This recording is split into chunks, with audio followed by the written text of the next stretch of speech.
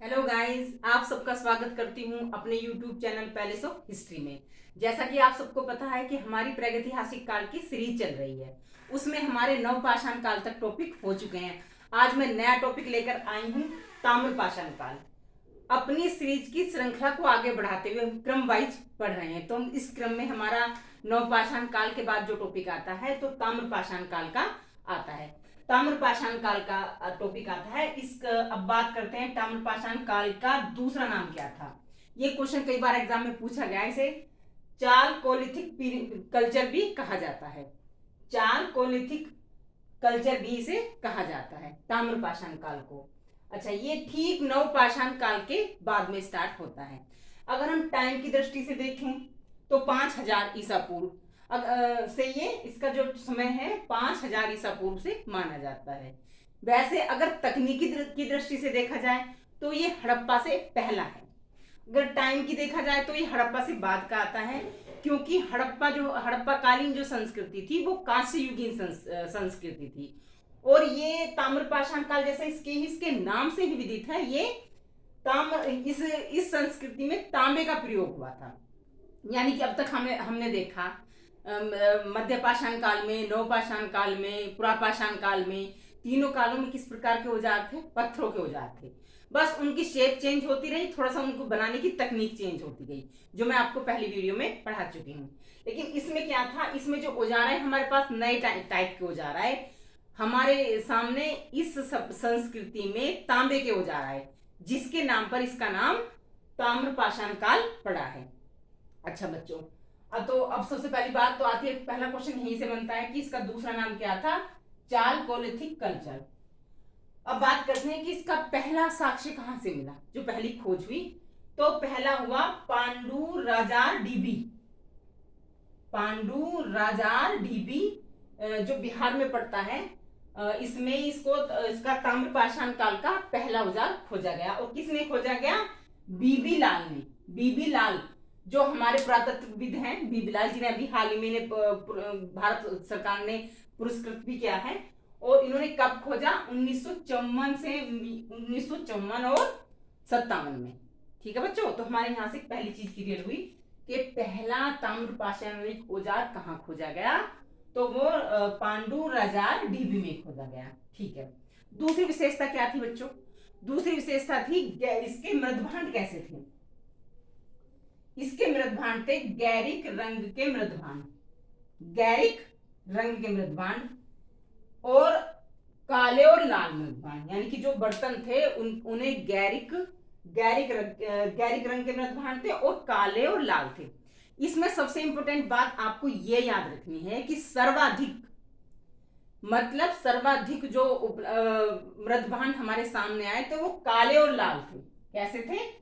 काले और लाल थे, और कहीं कहीं पर उन पर व्हाइट कलर की चित्रकारी हुई थी। तो यानी कि पहले हमने पढ़ा था कि काले और जो उसमें काला रंग आया था नवपाषाण काल में जब मृदभांड आए थे, तो इसमें क्या होता, काले के साथ लाल रंग भी था और इनके ऊपर व्हाइट कलर का एक डिजाइन बना हुआ था। पहली चीज। अब बात आती है गैरिक मृदभांड जो थे। गैरिक मृदभांड कैसे थे? गैरिक मृदभांड की शुरुआत ताम्रपाषाण काल से हुई, लेकिन इसका जो सर्वाधिक उपयोग हुआ वो हड़प्पा काल में हुआ। अगर बात करें ये हड़प्पा कालीन गैरिक रंग के जो मृदभांड थे वो हड़प्पा कालीन थे मोस्ट ऑफ द। और लेकिन इनकी स्टार्टिंग कहां से हो गई थी? ताम्रपाषाण कालिक से। तो ये इसकी विशेषता में आता है। लेकिन अगर सर्वाधिक प्रचलित मृदभांड कौन से थे? काले और लाल थे। ये आपको याद रखना है कि अगर मृदभांड की बात आए तो कैसे थे? काले और लाल। कहीं कहीं पर छोटी मोटी कहीं पर जगह पर आपको गैरिक रंग के मृदभांड मिल जाएंगे।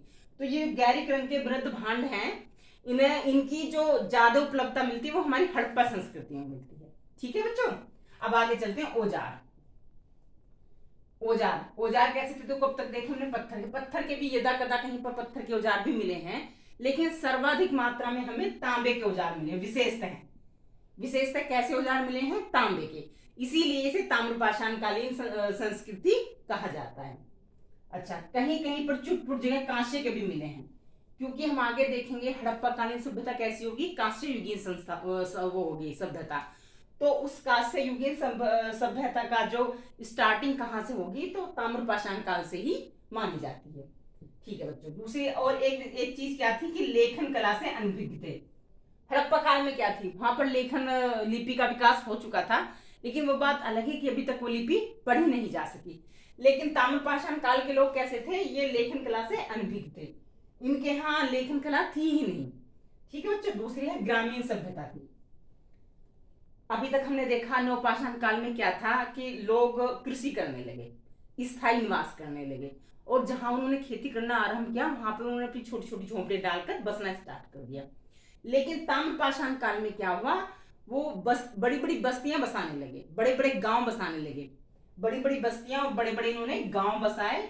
और सच सच बताएं तो भारतीय ग्रामीण समाज की जो वर्तमान स्थिति है उसकी नींव कहां से मानी जाती है, ताम्रपाषाण काल से।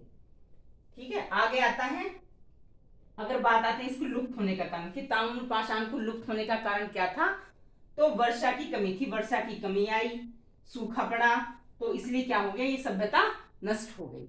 ठीक है बच्चों, अब आगे आता है पशु।